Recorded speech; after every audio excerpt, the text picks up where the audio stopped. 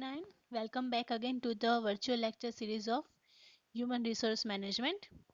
After a couple of weeks, we are back to the lecture series. I am Krishna Panchal and today is our lecture number 7. Okay, let's start. What we have gone through in previous lecture. We were on Unit 2, Human Needs, Relations and Values. About human needs, and we have gone through the identification of human motivation. Okay first તો કે આપણે human motivation છે તેને કેવી રીતે identify કરવું જોઈએ. પછી importance of human resource in the Indian philosophy કે ઇન્ડિયન કલ્ચરમાં શું એનું ઇમ્પોર્ટન્સ રહેલું છે હ્યુમન રિસોર્સનું. After that we have gone through theory X and theory Y. Theory X, the person who takes everything in negative way, and the theory Y is the person who takes everything on a positive way. After that Maslow's need hierarchy કે pyramid જે આપણે જોયું હતું need pyramid કે જેમાં સૌથી બેઝમાં શું આવે છે તો કે ફિઝિકલ નીડ્સ રોજી કપડાં મકાન જે આપણે કહીએ છીએ ફિઝિકલ નીડ્સ સૌથી બેઝમાં આવે છે અને જેમ જેમ આપણે ટોપ પર જઈએ છીએ એમ આપણી પર્સનલ નીડ્સ એટલે કે સોશિયલ નીડ્સને આપણે સેટિસ્ફાય કરતા જઈએ છીએ. Okay, and also the importance of Maslow's need hierarchy in the managing human resource કે કોઈ પણ પર્સન છે એની આ એક પોતાના માસ્લોસ નીડ હાયરકી પર પોતાને કઈ જગ્યાએ જોવે છે એની કઈ નીડ અત્યારે સેટિસ્ફાય કરવી વધારે જરૂરી છે તો એ પ્રમાણે આપણે એની સાથે બિહેવિયર કરીએ કે જેનાથી એનું પ્રોપર ડેવલપમેન્ટ કરી શકીએ. ઓકે, સો આપણે ટોપિક 1 પતાવી દીધો છે. નેક્સ્ટ હવે યુનિટ 2માં સેકન્ડ ટોપિક જે છે એ છે relations and value. Okay, appreciate values and ethics in relationship. પહેલા તો આવે છે કે વેલ્યુઝ પોતાની જે મોરલ વેલ્યુઝ છે એથિક્સ છે એને કેવી રીતે એપ્રિશિએટ કરવું જોઈએ. આ લેક્ચરમાં આપણે need of human relations and human values in the industry and also need four human relations and human values in the inter department and also inter department બંને રીતે આપણે જોઈશું. એ પછી આજનો જે લેક્ચર નંબર 2 છે કે જેમાં આપણે ઇન્ક્લુડ કરશું good relations with suppliers and clients, also desirable human values and their importance, including ethics and moral values. Okay, so આપણે આજના લેક્ચરને સ્ટાર્ટ કરીએ. Okay, appreciate values and ethics in a relationship. તો first introduction જોઈએ આપણે એનું કે શું કહેવા માંગે છે by saying appreciate values and ethics in relationships. So first of all, attitude of person determined by his value system. કોઈ પણ પર્સન છે એનો એટીટ્યુડ એટલે કે એનું કોઈ બીજા સાથેનું એનું વલણ બરાબર જે કેવી રીતે ખબર પડશે તો કે એની વેલ્યુ સિસ્ટમ કેવી છે એ બીજાને પોતાના મનથી કે પોતાના વ્યવહારથી કેવી રીતે જોવે છે બરાબર અને એના માટે એની શું વેલ્યુ છે. The study of the value system and the resultant attitude or behavior pattern plays an important role in HRM. Why it is need for the HRM human resource management માટે કેમ જરૂરી છે તો કે કોઈ પણ વ્યક્તિ જ્યારે આપણે એને એમ્પ્લોય કરીએ છીએ એને કામ પર રાખીએ છીએ તો હવે એના મૂળમાં એની વેલ્યુ શું રહેલી છે બરાબર એ આજુબાજુને કેવી રીતે જોવે છે અને કેવી રીતે સમજે છે એ પ્રમાણે એનો રોલ રહેલો છે. એટલા માટે જ આપણે જે કોઈ પણ એમ્પ્લોયને એપોઇન્ટમેન્ટ કરી એ વખતે એનું પૂરી રીતે આપણે એને શું કરીએ છીએ એનાલિસિસ કરીએ છીએ. જ્યારે પણ એ જે એચઆરમાં બેઠા હોય હ્યુમન રિસોર્સ તરીકે એને રિક્રુટ કરવા માટે બેઠા હોય એ ઓલવેઝ એને ઉપરથી ટોપથી ટોય સુધી ચેક કરતા હોય બરાબર એનું બોડી લેંગ્વેજ શું છે એ જે બોલે છે એ પ્રમાણે એનો બિહેવિયર છે કે નહીં એ બધું જ ફર્સ્ટ ઇન્ટરવ્યૂમાં બધું જ એ લોકો સમજી શકે છે બીકોઝ એમની પાસે એક્સપિરિયન્સ છે વસ્તુનો. Okay, values represent the permanent and long standing desire of a person.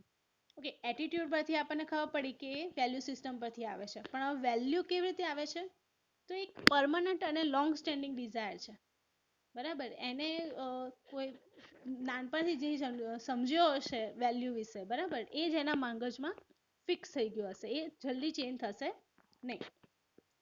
The values are individual and they differ from person to person. બધા માટે વેલ્યુ એ સેમ હોતી નથી બરાબર કોઈક કોઈકને તુચ્છ સમજતું હોય, કોઈ નીચે સમજતું હોય, બરાબર, કોઈ ઇક્વલી રીતે વર્ક કરવા માંગતું હોય, જેમ કે સુપિરિયર છે, એને એવો અહમ આવી ગયો, એને એવો એટીટ્યુડ આવી ગયો કે મારાથી નીચે એટલે કે મારા જે સુપર સબઓર્ડિનેટ છે એમને આવી રીતે વર્ક કરવું જોઈએ, તો પછી બંને વચ્ચે જે તાલમેલ જોઈએ આપણને, બરાબર, એ બેસશે નહીં બરાબર. તો એના કારણે જે આપણું વર્ક છે લિક્વિડિટી એટલે કે પ્રોપર મેનરમાં થશે નહીં.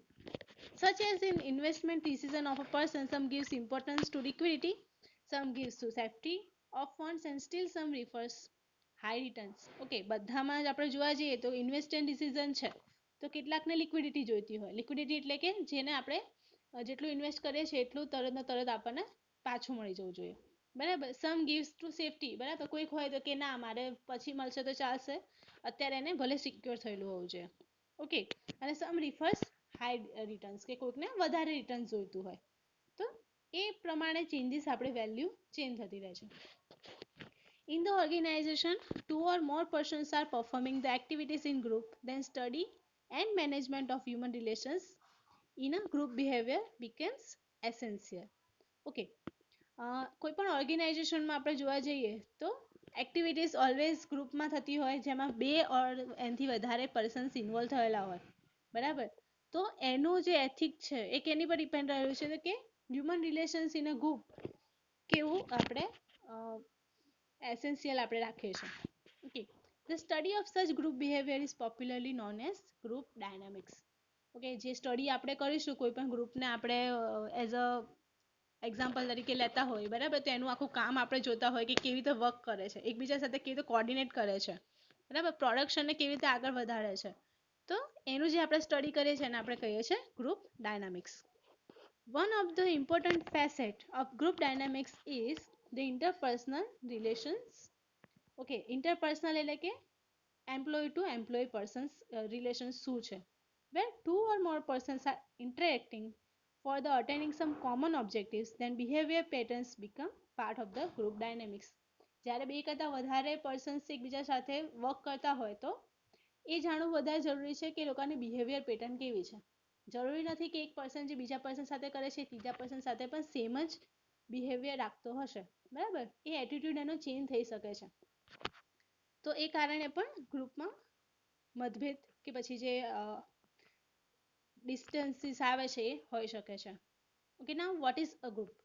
A group is defined as a combination of two or more persons interacting interdependently to achieve some common objectives.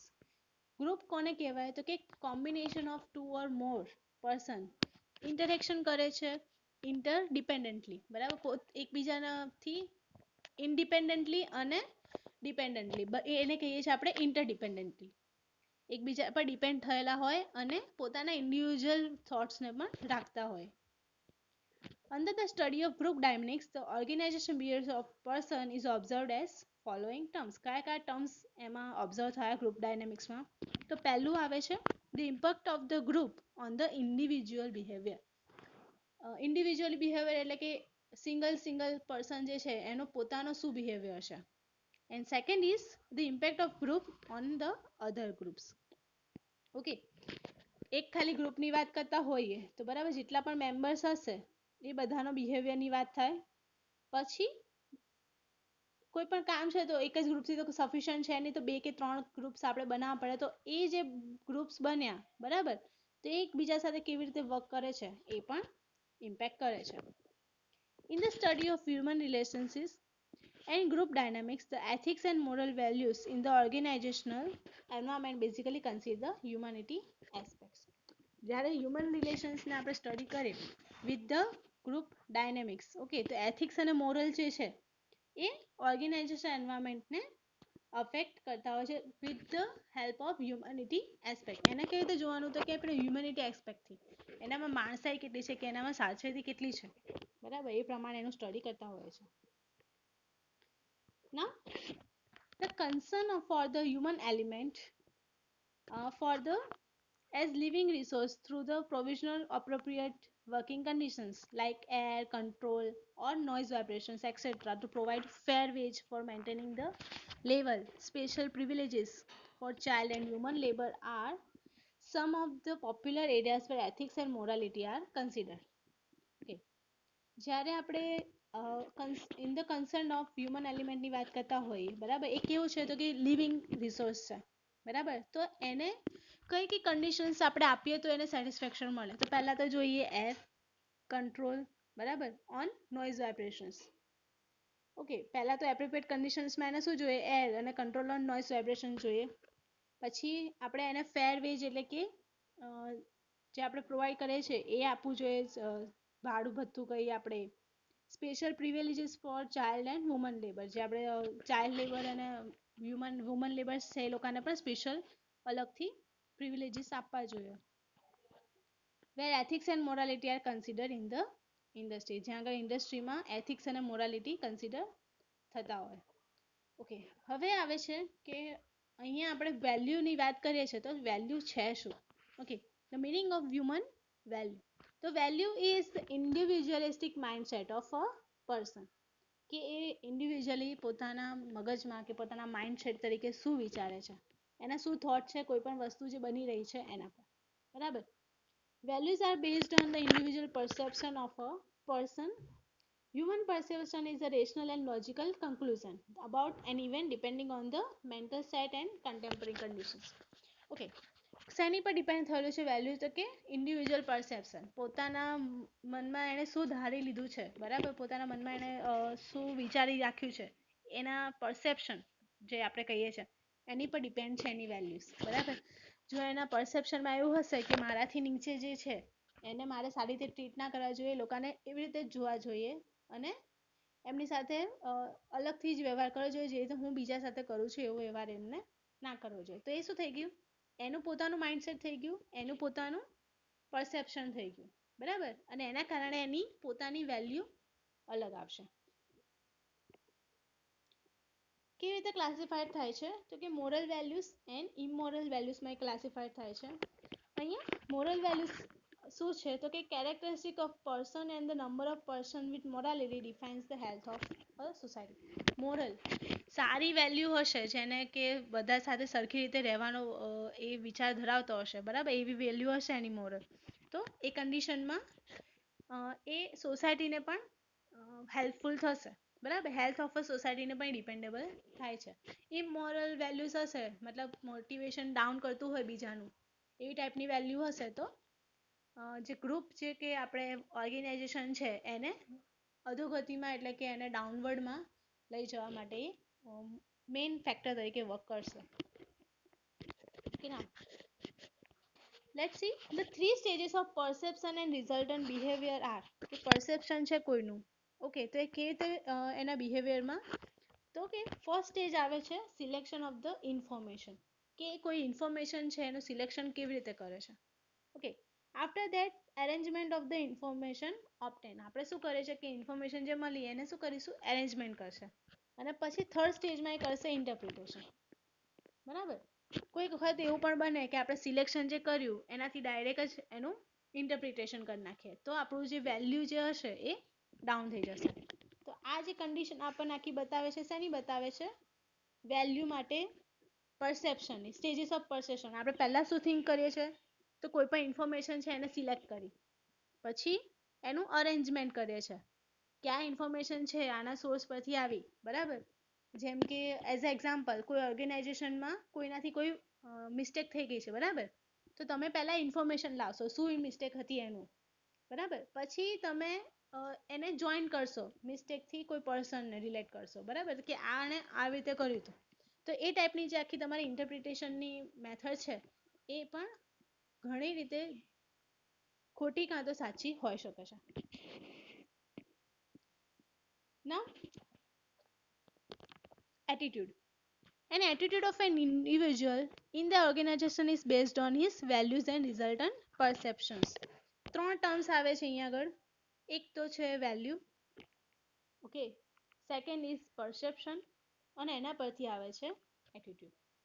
જે પોતાનું પૂર્વધારણા હશે, પોતાની જે વેલ્યુ હશે એના પ્રમાણે એનું પરસેપ્શન થશે અને એના પ્રમાણે એનો attitude person to person varies થતો રહેશે બરાબર.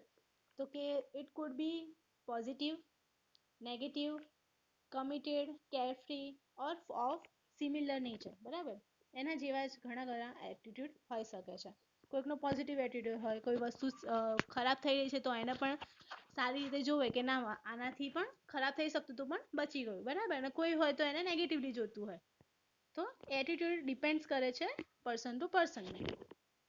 ઓકે, આટલું હતું આપણું need of human relations and human values in industry. બરાબર, હવે આપણે જોઈએ કે ઇન્ટર ડિપાર્ટમેન્ટ અને ઇન્ટર ડિપાર્ટમેન્ટમાં એની શું વેલ્યુ છે. તો કે in the business environment the interpersonal relationship are required to be maintain at internal controllable relations with employees and also external relations with suppliers and clients which are not controllable by manufacturers. એક તો એક environment કયું આવે છે કે internal controllable relations. બરાબર, કે અંદર અંદર એમ્પ્લોઈઝ ઝઘડતા હોય તો એને આપણે કંટ્રોલ કરાવી શકીએ કોઈ પણ સુપરવાઇઝર થ્રુ. બરાબર, પણ જો એક્સટર્નલ રિલેશન્સ છે સપ્લાયર સાથે કે ક્લાયન્ટ સાથે, એમાં તમે બાંધછોડ કરી શકો નહીં. એ કેવું છે, નોટ કંટ્રોલેબલ છે. The organization's interpersonal formal and informal relations occur as under formal relations like superior, subordinates, peers, etc. Okay. Now,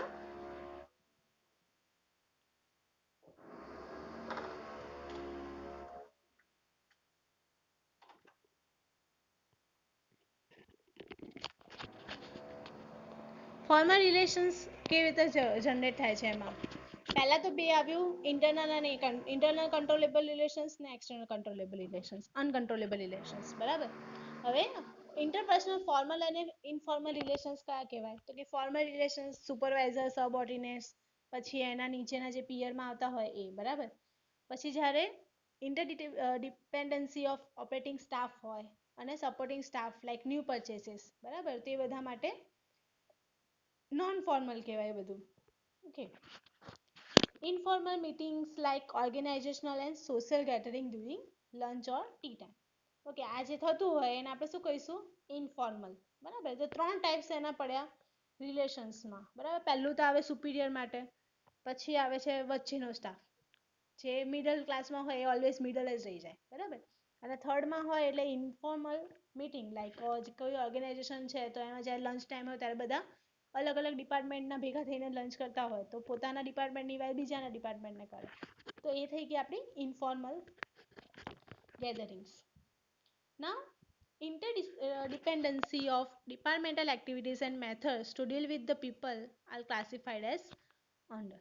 okay, interdepartmental relations and intradepartmental relations. હવે અહીંયા તમારા માટે નવી ટર્મ આવે છે કે ઇન્ટરડિપાર્ટમેન્ટલ કોને કહેવાય ને ઇન્ટ્રાડિપાર્ટમેન્ટલ કોને કહેવાય.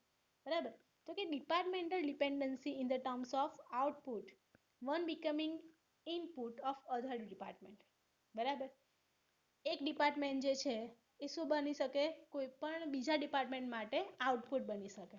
કોઈ એક પ્રોડક્શન છે. બરાબર, તો એ ખાલી સ્પેર પાર્ટ્સ બનાવે છે, તો એ સ્પેર પાર્ટ્સ ક્યાં જશે, જ્યાં આગળ મેઇન એનું કલેક્શન થતું હોય, જ્યાં મેઇન પ્રોડક્શન થતું હોય એ ડિપાર્ટમેન્ટને આપે. બરાબર, તો એ શું થઈ ગયું, ઇન્ટર ડિપાર્ટમેન્ટ થયું.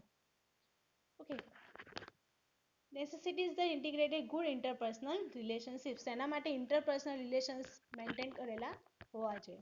The coordination between two different departments have to cooperate, otherwise it will result into great losses. જે બે ડિપાર્ટમેન્ટના એકબીજાની સાથેનું જે કામ છે. બરાબર, જો એમાં પ્રોપર કોર્ડિનેશન નહીં હોય તો શું થશે, એમાં ઘણા બધા losses as a money losses કે પછી આપણા જે રો મટીરિયલ્સ આપણે લાવીએ છીએ એમાં પણ લોસીસ થઈ શકે છે. To recognize and honor the informal relations among employees based on their caste, creed, etc. બરાબર, તો કે કોઈક વખત એવું પણ થાય તો કે કોઈ પણ એમ્પ્લોય છે એનું ઓનર કે એનું જે રેકોગ્નાઇઝેશન છે શેના કારણે થતું હોય, તો એની કાસ્ટ અને એની ક્રીડ કે ક્યાંથી આવે છે એના પ્રમાણે એનું મોટિવેશન કરતા હોય છે. બરાબર, now intra-departmental relations એટલે કે all the person within the department are treated as peers, colleagues or co-workers. They should try to build good relations. Inter-department એટલે department to department. Okay, intra department મતલબ કે ડિપાર્ટમેન્ટની અંદરની વાત છે. બરાબર, કે એક જ ડિપાર્ટમેન્ટમાં સુપિરિયર, સબઓર્ડિનેટ્સ અને પીયર એ બધું આવી ગયું ને એ બધાનું એકબીજા સાથેનું જે કોઓર્ડિનેશન છે એ આવશે બધી વેલ્યુ ઇન્ટ્રા ડિપાર્ટમેન્ટમાં. The human limitations caused by physical, biological, or mental disturbance necessitate the help of other person in the same department. એક જ ડિપાર્ટમેન્ટમાં છે, રોજ તમારે 8 અવર્સની મિનિમમ જોબ કરવાની હોય, બરાબર. બીજા કોઈ પર્સન જે છે એની મેન્ટલ હેલ્થ, એની ફિઝિકલ હેલ્થ ઓકે નથી, તો આખા ગ્રુપ પર એ ઇફેક્ટ કરે છે. તો એને આખા ડિપાર્ટમેન્ટમાં એ શું કરે છે, ડિસ્ટર્બન્સીસ લાવે છે. Instead of personal and selfish goal achievements, a concern should be directed towards the interest of other persons in the same department. હવે રિલેશન્સ વધારે સારી રીતે કરવા હોય તો શું કરવું જોઈએ, તો કે પોતાના જ ગોલ અને અચીવમેન્ટ્સમાં સેલ્ફિશ ના થવું જોઈએ. આપણું કન્સર્ન કોની જોડે હોવું જોઈએ, તો કે બીજા પર્સન છે એને પણ હેલ્પફુલ થવું જોઈએ. જો તમને કઈ વસ્તુ આવડતી હોય તો તમારે એને નથી આવડતી તો તમારે એને પુશ કરવો જોઈએ, બરાબર, કે એને શીખવાડવું જોઈએ. નાકી તમે એવું કહો કે તને નથી આવડતું, હું કરી નાખું છું અને મારું જ નામ થાય એવું તમે વિચારો, બરાબર. તો તમારા જે વેલ્યુઝ અને તમારા જે એથિક્સ છે એ અહીંયા આગળ સ્ટ્રોંગ હોવા જોઈએ. એટલે કે તમે સારી રીતે ઇન્ટર ડિપાર્ટમેન્ટ અને ઇન્ટ્રા ડિપાર્ટમેન્ટલી વર્ક કરતા હોવા જોઈએ. તો this is the human resource ethics and values, બરાબર. હવે આજના લેક્ચર આટલા સુધી જ. ક્વેશ્ચન જોઈ લો. Describe the human relations and human values in the industry. કોઈ પણ person to person relations and એની વેલ્યુઝ કેવી રીતે ઇન્ડસ્ટ્રી પર અફેક્ટ કરે છે એ તમારે ડિસ્ક્રાઇબ કરવાનું છે. You can submit till Monday morning 10 AM. In next lecture today, in lecture number 2, we will go through the client, the suppliers and the manufacturer relationships, બરાબર. એ ત્રણેયનું કેવી રીતે કોઓર્ડિનેશન હોવું જોઈએ એ જોઈશું આપણે નેક્સ્ટ લેક્ચરમાં. Okay, so till then see you soon.